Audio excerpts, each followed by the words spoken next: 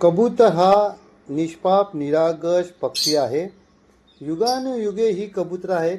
निसर्ग म्हणजे प्रकृती हे जे काय या पृथ्वी तलावर घेऊन येते ते उगीच येत नाही आहे. त्याला काही कारणं आहेत.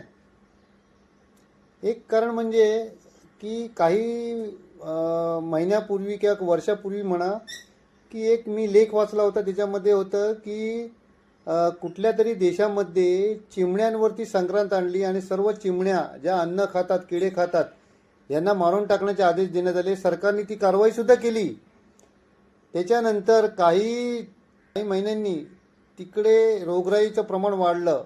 एवढं वाढलं की ते आटोक्यात सुद्धा येऊ नये अशा पद्धतीमध्ये मग रिसर्च केलं. तेव्हा त्यांना लक्षात आलं की ज्या चिमण्या होत्या ह्या किडेसुद्धा खायच्या, किडे किंवा सूक्ष्मजीव. तर याच्यामुळे ती रोगराई आटोक्यात यायची. शेवटी त्या देशाने निर्णय घेतला आणि चिमण्या आयात केल्या अन्य देशातून आणि परत देशामध्ये चिमण्या सोडल्या. अशाप्रमाणे रोगराई आटोक्यात आली. तर माझं तर एवढंच म्हणणं आहे की मानवाने निसर्गाशी खेळू नये.